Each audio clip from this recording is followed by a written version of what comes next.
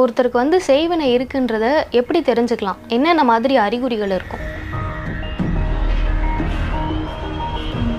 மூணாவது விஷயம் பார்த்தீங்கன்னா, நம்ம என்ன வேலை விஷயமா போகிறோமோ, நம்ம போகிறதுக்கு முன்னாடியே அது முடிஞ்சிடும். எதனா ஒரு ரூபத்தில் அது கெடுத்து விட்டுரும். அதுக்கு பேர் தான் சைத்தான் ஹராத்துன்னு சொல்லுவோம்.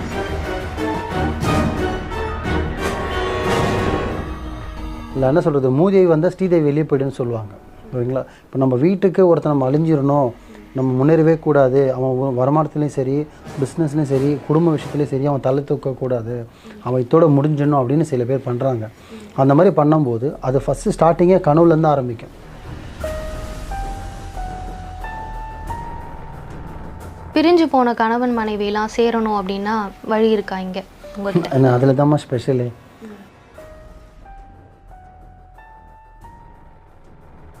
பட்டு டைமிங் பார்த்தீங்கன்னா மேக்ஸிமம் 48 நாள்லேருந்து 60 நாள் டைம் கேட்பேன்.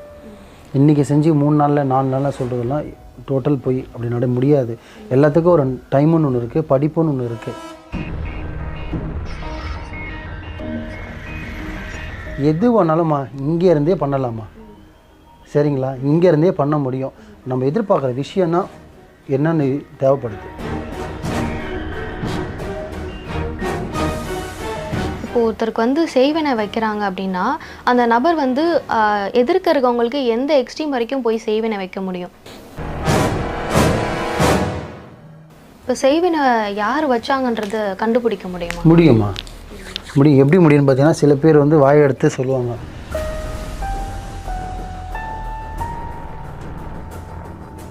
ஒருத்தவங்க செய்வினை வச்சது உங்களுக்கு நல்லது செஞ்சது தீமை செஞ்சது, ஆனா பெண்ணா, இது வேணால் பார்க்கலாம்.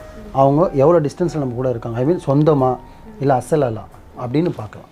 இது ரெண்டு மட்டும் பார்க்க முடியும். ஆணோட நிழலாக இருந்தால் ஆணோட நிழல் நம்மளுக்கு காட்டும், பெண்ணாக இருந்தால் பெண்ணோட நிழல் காட்டும். இதுதான் 100% உண்மை. நல்லது பண்ணது யார், கெட்டது பண்ணது யார். பில்லி சூனியம்ன்றது பார்த்திங்கன்னா, அதில் பாதிக்கப்பட்டவங்களுக்கு மன ரீதியாக பாதிக்கப்பட்டிருந்தாங்கன்னா அதுக்கு சில நாட்கள் இருக்குது. ஒரு 60 நாளுக்குள்ளே நம்ம அப்படி கிளியர் பண்ணலாம். உடல் ரீதியாக கஷ்டப்பட்டுருக்காங்க, சத்தம் கேட்குது, வயிற்றுக்குள்ளே கை இதாகிற மாதிரி இருக்குது, முதுகு பிடிச்சிக்கிட்டு இருக்க மாதிரி இருக்குது, இந்த மாதிரி கேசஸ்லாம் வரும். அதுக்கெலாம் பார்த்திங்கன்னா அதிகபட்சம் 21 நாளில் நம்ம இன்ஷால்லா கிளியர் பண்ண முடியும். 21 நாள் டைமிங் ரீசன். இப்போது கெட்ட கனவுலாம் வருதில்ல, அதுக்கும் இதுக்கும் கூட தொடர் கண்டிப்பாக இருக்கமா. ஏன்னா வீட்டில் ஸ்ரீதேவி இல்லை என்ன சொல்கிறது, மூதேவி வந்தால் ஸ்ரீதேவி வெளியே போய்டுன்னு சொல்லுவாங்க. ஓகேங்களா? இப்போ நம்ம வீட்டுக்கு ஒருத்தர் நம்ம அழிஞ்சிடணும், நம்ம முன்னேறவே கூடாது, அவன் வருமானத்துலேயும் சரி, பிஸ்னஸ்லேயும் சரி, குடும்ப விஷயத்துலேயும் சரி, அவன் தலை தூக்கக்கூடாது, அவன் இதோட முடிஞ்சிடணும் அப்படின்னு சில பேர் பண்ணுறாங்க. அந்த மாதிரி பண்ணும்போது அது ஃபஸ்ட்டு ஸ்டார்டிங்கே கனவுலேருந்து ஆரம்பிக்கும். நைட்டு தூக்கத்துலேருந்து அது ஆரம்பிக்கும். ஓகேங்களா? இந்த மாதிரி சிம்டம்ஸ்லாம் காட்டும். வீட்டில் இவங்களுக்கு மட்டும் காட்டுறது இல்லாமல் வீட்டில் இருக்கிறவங்க காட்டும். சில பேர் என்ன சொல்லுவாங்கன்னா, ஐயோ யாருக்குமே எதுவுமே தெரிய மாட்டேங்குது, கேட்க மாட்டேங்குது, எனக்கு மட்டும் ஸ்பெசிஃபிக்காக கேட்குது, எனக்கு கேட்குற சத்தம் என் மனைவிக்கு கேட்க மாட்டேங்குது, சொன்னால் வீட்டில் நம்ப மாட்டேறேன் அப்படின்வாங்க. பட்டு பட்டாதான் தெரியும், சுட்டாதான் தெரியும் மாதிரி அவங்களுக்கு அனுபவிக்கிறவங்களுக்கு தான் அதோட வலி தெரியும், கூட இருக்கிறவங்களுக்கு தெரியாது. அதுக்கு இப்படி தான் தண்டனை. கடவுள் வந்து பொறுத்தவங்க ஸ்ட்ரைட்டாக வந்து கத்தி வச்சு குத்திட்டோ இல்லை தூக்கி ஜெயிலில் போட மாட்டார். நம்ம சக்திக்கு நம்ம எது தாங்க முடியுமோ அந்த அளவுக்கு நம்மளுக்கு தண்டனை கொடுத்துட்டு தான் இருப்பார். நம்ம அதை அனுபவிச்சுட்டு தான் இருக்கோம். அது நானாக இருந்தாலும் சரி, நீங்களாக இருந்தாலும் சரி, யாராக இருந்தாலும் சரி. இந்த மாதிரி தான் அந்த மூலிமா தான் வந்து சில பேர் செய்வனுன்ற பேரில் இஷ்டத்துக்கு ஆடிக்கிட்டு இருக்காங்க. ஆனால் ஒரு நாள் பதில் சொல்லியே ஆகணும். அது வைக்க சொல்கிறவன் இருந்தாலும் சரி, அது வச்சவனும் இருந்தாலும் சரி. ஏன்னா படித்தவனுக்கு தெரியும் யாருக்கு எங்கே அள்ளி கொடுக்கணும், யாருக்கு கிள்ளி கொடுக்கணும்னு. ஆனால் எல்லாத்துக்கும் மேலே ஒருத்தருக்கா மேலே, புரியுதுங்களா? அதனால் எந்த லெவலுக்கு வேணால் போகலாம், நம்ம அதை பண்ணுறதில்ல. அதை பற்றி நான் பேசுகிறதும் இல்லை, நான் பண்ணுறதும் இல்லை. இப்போ செய்வினை யார் வச்சாங்கன்றத கண்டுபிடிக்க முடியுமா? முடியும். எப்படி முடியும்னு பார்த்தீங்கன்னா, சில பேர் வந்து வாயை எடுத்து சொல்லுவாங்க, உனக்கு வச்சது வந்து ஒரு லேடிஸு, உங்கள் அக்கா தங்கச்சி, அவங்க குள்ளமாக இருப்பாங்க, உயரமாக இருப்பாங்கன்னு. எல்லாமே போய் 100% போய்.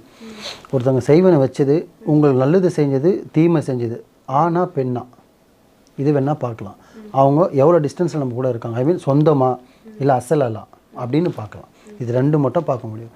ஆணோட நிழலாக இருந்தால் ஆணோட நிழல் நம்மளுக்கு காட்டும், பெண்ணாக இருந்தால் பெண்ணோட நிழல் காட்டும். இதுதான் 100% உண்மை. நல்லது பண்ணது யார், கெட்டது பண்ணது யார். அதை விட்டுட்டு சில பேர் வாய்க்கு வந்து சொல்லுவாங்க, வெள்ளையாக இருப்பாங்க, குள்ளமாக இருப்பாங்க, இந்த கலரில் இருப்பாங்க, உனக்கு யாருன்னா ஒரு விஷயம் சரியில்லைன்னு போனால் உனக்கு கட்டு போட்டாங்க, உனக்கு சூனியம் வச்சுட்டாங்க. சூனியம் ஏன் வைக்கிறாங்க? நீ யாருக்குன்னா வச்சுருக்கியா? நீ வச்சுருந்தா உனக்கு திருப்பி வைப்பாங்க. நீ ஏன் வைக்கிற? வைக்காம உனக்கு வைக்க மாட்டாங்க. அந்த மாதிரி ஈஸியாக கண்டுபிடிக்கலாமா? அது மாதிரி